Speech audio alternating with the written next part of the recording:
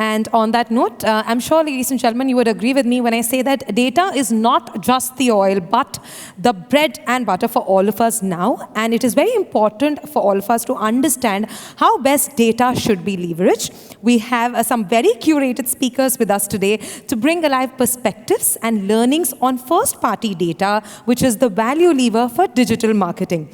Our next discussion on first-party data, the value lever for digital marketing, is an initiative by MMA, AMMP community. Please join me in welcoming our panelists who will share their expert opinions on the subject. Let's begin with Ms. Darshana Shah, Executive Vice President, Marketing and Digital Business Innovation, Aditya Birla Health Insurance Company Limited.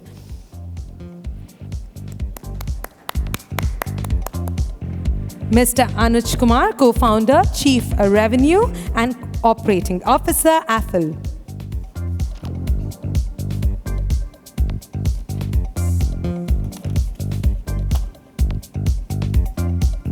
Mr. Deepak Khurana, Co-founder and CEO, Visa.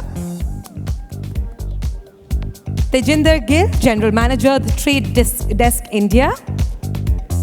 And our moderator of the session, Mr. Deepak Bakshi, Managing Director, Accenture Strategy and Consulting, India, Accenture.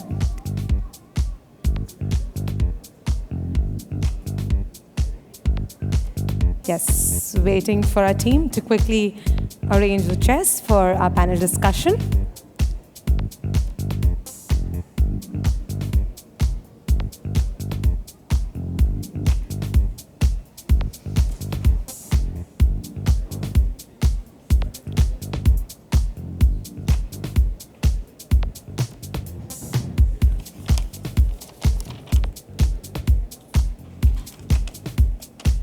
Five chairs. Yep. Can we have one? Four, okay.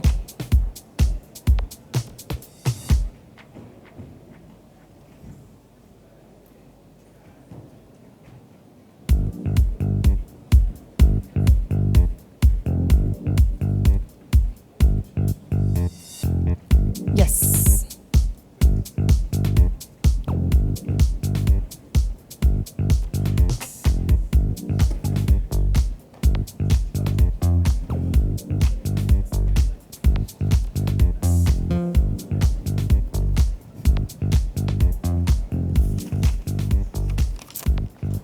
And over to you, Deepak.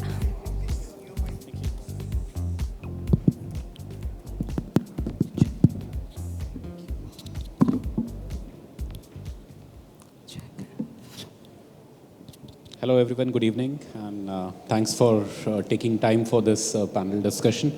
We have an esteemed set of panelists here, and I look forward to this conversation. As we start, I think during the day, various conversations that you've heard, various experts have talked about marketing in today's world. My take is one of the most prominent words that you would have heard would have been data. It's most impactful, and that's playing a very critical role in how marketing is happening today across industries, not just consumer good, not just retails, across industries in our geography. It's very, very impactful. Having said that, while organizations have started to value what customer data, especially the first-party data, can really lend as a business impact, I think there is still some so to say hesitation, lack of conviction when it comes to really investing into first-party data, whether it's the technology, whether it's capabilities to gather it, manage the data, and then utilize it for business purposes. That's precisely the topic of our conversation today. And what I'd like to hear from our panelists is essentially from their experience, how the first-party data is a valuable asset that organizations should invest in, and what's really the way forward. How should the capabilities be really built and the value really realized for the organization. So without much ado, we'll just get into the questions and really get deep into the conversations, leveraging your experiences. So let me just start with Deepak first. You, not just that our names are same, but still, it's the right question for you to ask first. I think let's demystify this for our audience here. What's the value of first-party data? What is that value that organizations can really realize? And if they were not to really invest in first-party data, what are they really missing out? Okay, good afternoon, everyone. I think, so just, when we look at the keyword first-party data and we try to probably break that down and say, what is first-party data all about? What's the value of first-party data? Okay, let's just take a step back. From a marketing organization perspective, there are primarily two goals which you're always trying to chase. You want to do better retention or grow revenue from existing customers, or you want to acquire new customers. These are primarily the key objectives from a marketing organization perspective. Now, when you're looking to say that if you're a business which and a category which permits you to have information about your users or people who come and buy things from you. Okay, so then you're in a place where you are at least falling in the category where you could say that, look, because customers are engaging on my platform, they're buying on my platform, and in the process, I have some information about them, which is called first-party data. So you don't go out and say, I will build first-party data. You are basically offering a service to the customer, and in that process, you've collected first-party data. Obviously, when you are seeing all of that first-party data at your end, and I want to probably also step back and here say that this first-party data keyword, we may probably just talk about it right now, but it's a very established activity over the years. Okay, telecom operators, banks have had millions of customers on their platform. They believe that they should nurture their customers. They can only nurture their customers if they understand them, they have analytics on top of it. Okay. And just by doing it over and over, some of them may say that, look, now my systems are able to understand my existing customers and predict the next best logical offer. That could be one of the value props of handling your first-party data.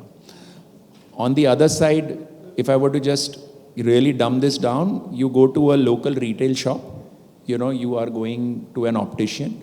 That optician knows the lens which you bought, the frame which you bought, he's also got your first-party data. Okay, and then how does he leverage? He says, okay, I'm going to use it to build relationship with the customer. So I just wanted to bring out that example because you're basically saying a business is using data to either build relationships, some form of personalization, effort, and then finally try to re-engage with the customer in an effective manner so that you're hoping that through that quality engagement, the customer will be a little more loyal to me. I'll be able to do better revenues with them. So that is how I see, if I dumb it down, saying what is first-party data and what do you do with it? That's it. No, very well said. I think the examples that it has been in place for years and years makes a lot of sense. But then we've also, especially in the digital world, we've seen this, the cookies that exist and they continue to capture data for us as visitors to various websites and apps and the data getting captured. There are also, of course, debates around cookies being phased out over a period of time in the very near future. So Tej, if you were to bring in your perspective here, are we saying that first-party data takes more and more prominence as cookies start to phase out? What's the impact we're talking there? Sure, Deepak. I think my short answer is yes. Definitely, I think first-party data will gain more and more importance as cookies depreciate. And if you all take a step back, I think, and look at India, we are a mobile-first market. And cookies actually play a role into a desktop environment, right? Which is probably in India is roughly around 20%. So nothing to worry, like no need to panic as a marketer, right? And today, I was reading an article and almost more than half of the marketeers are still dependent on third-party cookies, right? Which is very interesting. And like Deepak said, when you look at what is important for a marketer, probably three things in my mind. One is know your customer, like most important.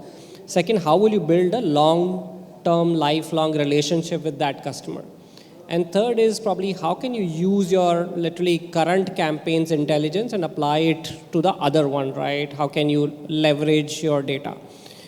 And out of these three, the first one is to know your customer. And using third-party data, you can't know your customer. So that's one of the prime reasons you need to build. It is becoming like more and more important.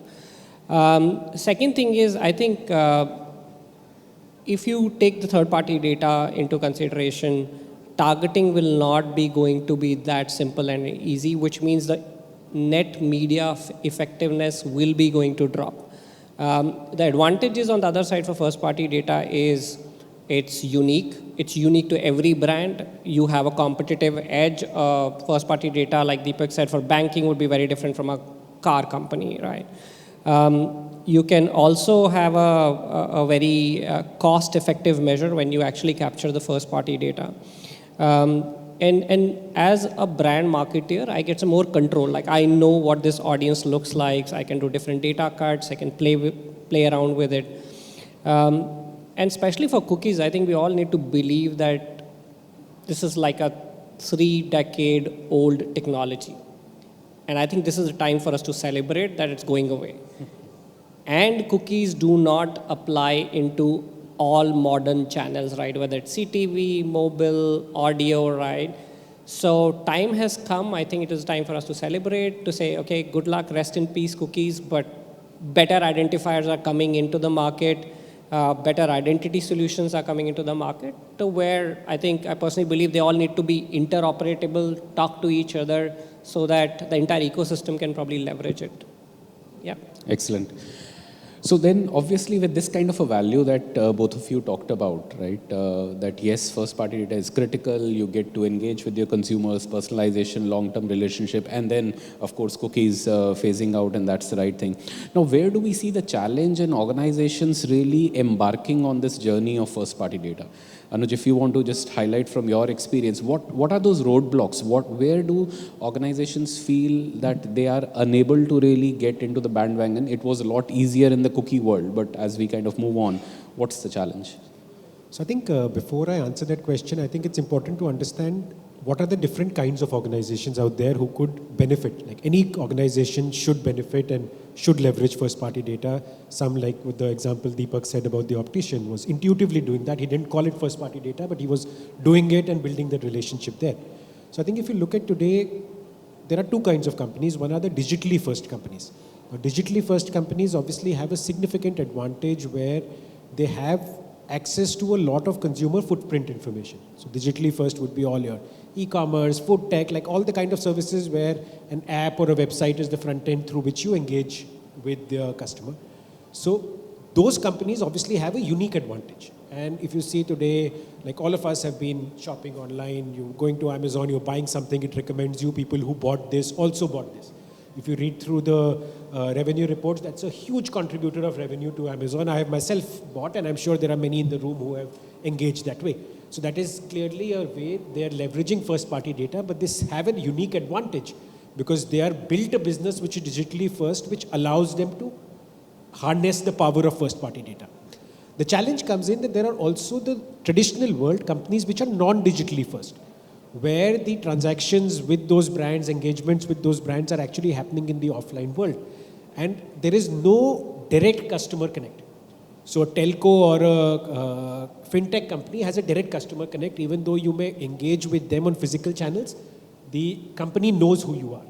But if you are selling an FMCG and you're walking into a DMart and buying that, the FMCG guy may not even know who's bought their product. So the challenge for digitally first companies, I think, is much simpler. And that's where you see the adoption of first-party data a lot more there. For the traditional old world companies, I think the challenge is where to start. Because the way they have built their organizations are so siloed that one part is not talking to the other. Data was never seen as a central part of those organizations because that's the way they have been built.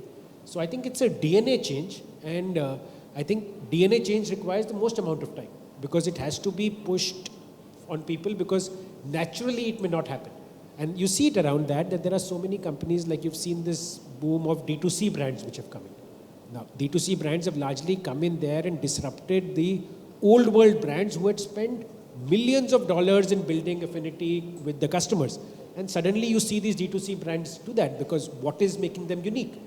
What is making them unique is their products. In some cases might be better, in some cases not. I have no authority to talk about that. But assuming that product parity is almost the same, it's largely how they have been leveraging that data. The same things could have been done by the old world companies, but they were possibly not wired that way. They were not thinking that way, and I think starting that as a DNA culture, you see some organizations doing it better versus others, but I think it's high time that otherwise the traditional world is waiting to get disrupted by these digitally first phenomena which we are seeing all around us these days. So with that realization that yes, I need to have that data, we have not been wired that way, and that's really how we should start thinking about. On the ground for such organizations, what's the starting point? What should they do? Now that the realization has come, we have to really do this, we have to get on this journey. What's the right starting point? Deepak, if you want to share something, where do they start? Start collecting the data? You said that's not okay, what so we're talking about. I just have a little contrarian view to what Anuj mentioned.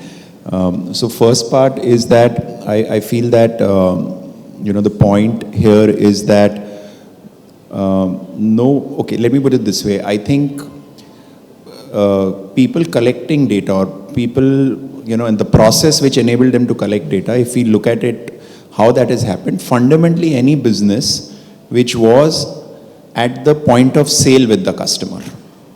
Okay, so if you're a business of any form, whether it's an old business or a new business, if you're a digital first business or a legacy first business, if your business permitted you to collect point of sale data.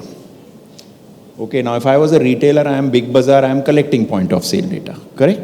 Okay, now FMCG is relying on someone else's distribution. They are a product company. They are not a distribution company as such. They will have partnerships with distributors who in turn will distribute it, right?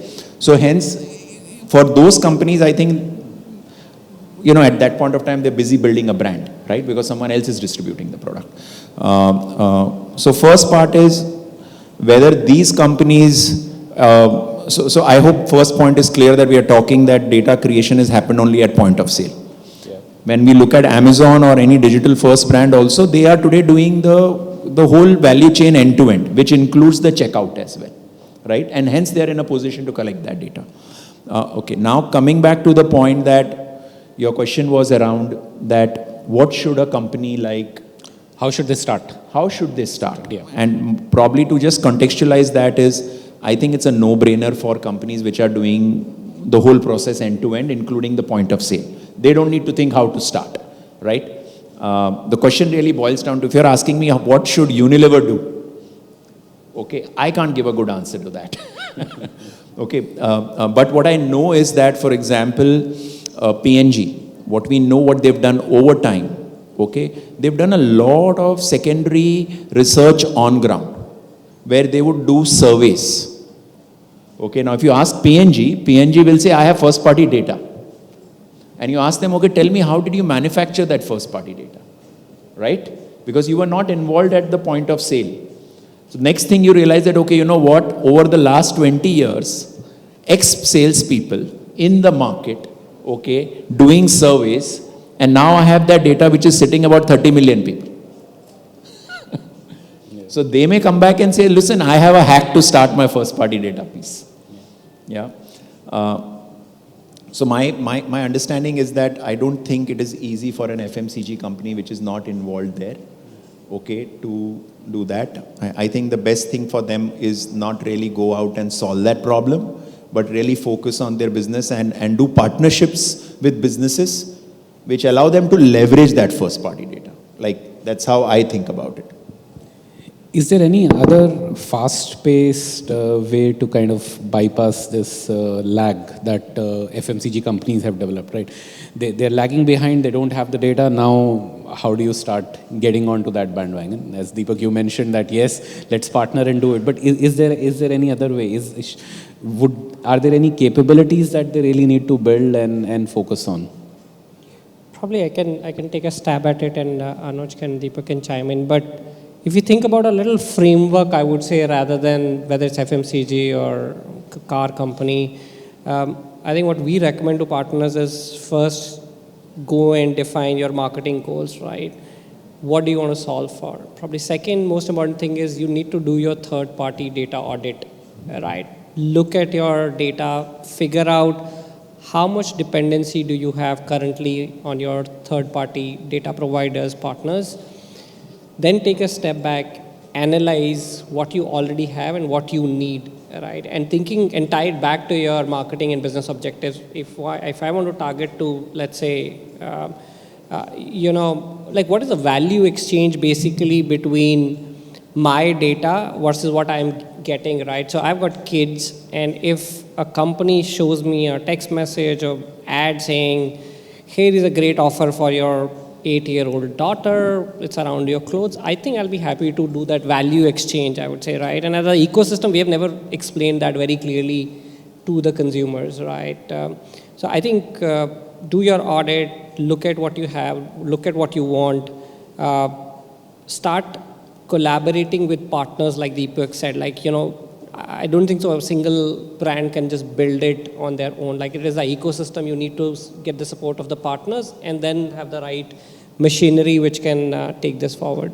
But love to hear. I just want to add, since Tej mentioned about value exchange, it's a very relevant point because you have to go out and figure out what's the value exchange. I'm an FMCG company. I'm just talking not from a digital native brand perspective, but the biggest challenge on the endeavor to collect first-party data is for an FMCG company, in my view. So I think another hack which an FMCG company can do is potentially leverage content to get first-party data. Like for example, I know Nestle runs a small microsite called Ask Nestle. Okay, so there the value exchange is that, listen, consumers, there is something interesting which I can offer you in form of content. Okay, and through that content, you are able to get email IDs out. You're able to get some information out of people who are engaging possibly with me. So content is one currency which can be exchanged, with the user.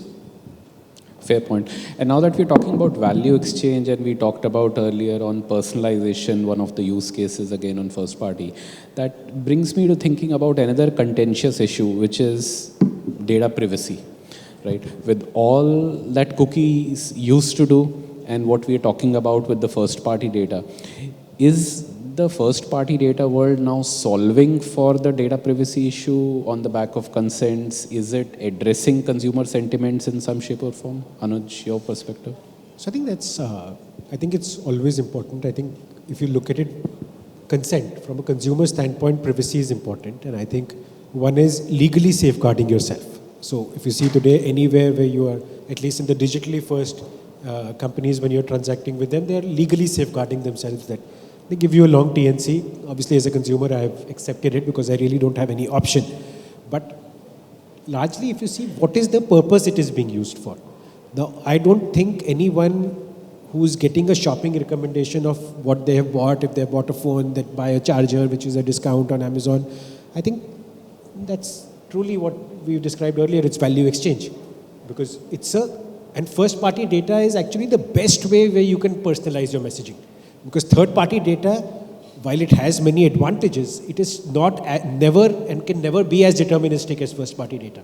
So I think leveraging first party data well, I feel, while obviously you need to be legally protect yourself, but I think that is where, if you see even the regulation globally, because on privacy is a matter which is regulated in so many countries, whether it is with laws like a GDPR or PDP, or even by the platform operating systems themselves. And the core thing out there is that don't take away things which I don't want to share. Now in this case, where there is a value exchange, where it is first party data being known only to that brand and not being shared in the whole wide world, I think that is clearly something, the best form of data usage. And I think because it's the best form of data usage from a privacy standpoint and from an organization value add standpoint, it is obviously essential for companies to have a greater first party data strategy. Some do it, and some are blessed to have business models which are allowing them to do it. Some are struggling because their business models, like what he said, FMCG, very different business model. Like even if I want to, the starting point, I need to incentivize the user to scan his shopping cart, tell me Like Unilever does that, you scan the code and then they'll give you a discount. Then they will run a program where they will reconnect with you next time when you need that kind of a product. So I think you need to bring those incentives, because once you have built that and tied into an ID which can be reused, because you can have billions of data points, and those billions of data points are email IDs of people. If that's email IDs of people, that's the only way you can communicate with them. While there are platforms which help you in identity resolution, but those again can never be as exact. So I think what data point, and today, given that bulk of the transactions or the bulk of the internet in countries like India is happening on the mobile, the device ID is becoming that, which is largely your GAID, which is what is, as a consumer, you can always reset it. So that power is with the consumer. But and if companies, even the physical world companies, are creating an incentive to capture with that device ID, I think that's a much more scalable way of building first party data, which is reusable and value add for the customer also. You want to add a point? Yeah, I think probably completely echo with what Anuj said. Just want to make it very simple and clear. Like, I think nobody has the right to play with personal data, right? Whether it's a brand, whether we guys as platforms or any tech partner, right? And as I mentioned earlier, I think we as an ecosystem have not done a good job of explaining the value exchange, right? What happens every day, I'm sure we all would have browsed 10, 15 websites since morning. The pop-up comes, accept cookies, you say yes, and we all move on, right? But interestingly, I think that is where the change needs to happen. It should clearly say that, okay, what is getting collected, why it is getting collected, and what value it will give you to as a consumer.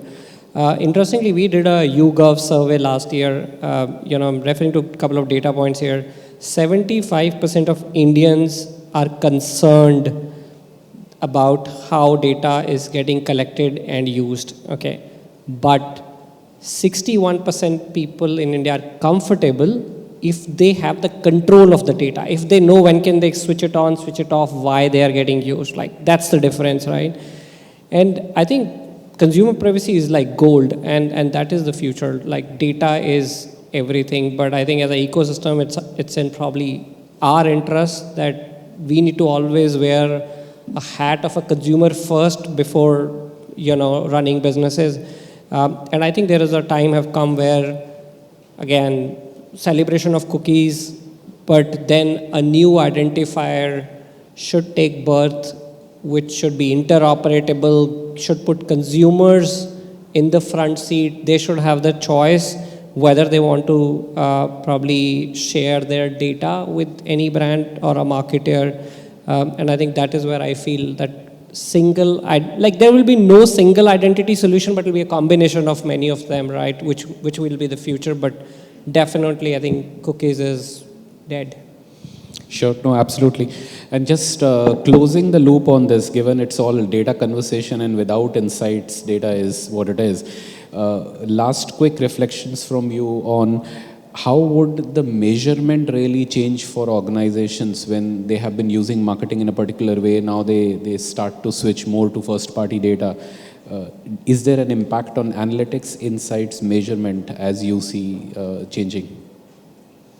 So I think once you are leveraging and using that data, I think the most important thing is your measurement of ROI. Because finally, if you see, why does somebody advertise? They advertise not because they like to see their brand on a channel. They advertise because they want to get new customers, get their customers have repeat transactions.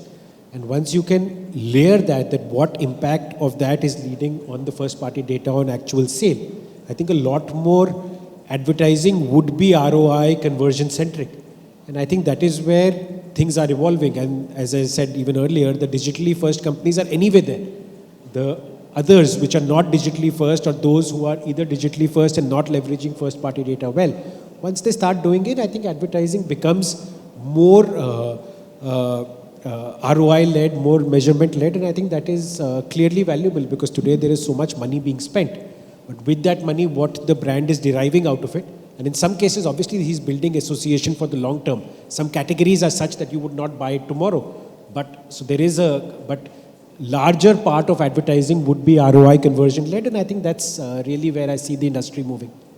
Absolutely. In fact, just to add, when you're looking at measuring outputs from or business outcomes or campaign outcomes with your first party data. It's very simple because it makes it very simple because you have a deterministic identifier in your system. If you're leveraging that deterministic identifier in your system and you're running campaigns on that deterministic identifier, you're able to then easily look back into your system whether the customer has come back, what frequency is he coming back, so on and so forth. So I don't think that is a challenge when you're talking about first party data, which is deterministic in nature and seeing whether I can drive return on investments on my campaigns there. In fact, on the contrary, because it is so measurable, that is why brands are motivated to collect first party data. They believe that, okay, it is measurable for us. Yeah. I think the area which brands over time will start to realize, in my view, is that whatever said and done, whatever the ambition of many of the brands could be, the quantum of first party data which they would represent and they would have will really be a small portion. Okay, so then the next thing would be that, okay, fine, what do I do in an ecosystem so that I can find similar people? See, today, for example, what does a brand do? The brand would have their first party data, they would put it on Facebook or they would put it on Google. And then they will rely on Google and Facebook to find similar audiences. Yeah. Correct? Yeah. So your now, ability to do that. So you're basically relying on another platform to find similar users. And then you run a campaign on similar users to see whether they are delivering or not. That's one area which is happening. I think over a period of time, brands will not rely on just Google and Facebook. Okay, there are alternatives out there where you would say that, look, it is my data, it is my lookalike, and it is my campaign. Yeah. It's going to break away, fully and not rely only on the publisher platform. Absolutely agree. Tej, closing comments from you. Amazing. Completely echo with what Anuj and Deepak said. Maybe two more additions to it. One is, yes, gone are the days of CPC, CPCVs. I think the world is more becoming attractive towards measuring business outcomes. How many footfalls happened for my car dealership is a clear answer a CMO needs today. And second is, I think marketers are probably becoming more and more aware about how to compare cross-channel measurement, like how my CTV campaign worked with audio, with video, right? Like that triangulation needs to happen. And unfortunately, something like cookies cannot help that, right? Because they work only in one set of domain. So yeah, probably we are already running late, so I think we should be good. Thanks. Thank you. Thanks to all of you for a very engaging set of discussions and sharing your experiences to these questions. I hope the audience also liked it. Again, just thanks a lot and pleasure to have you on board here. Thank you.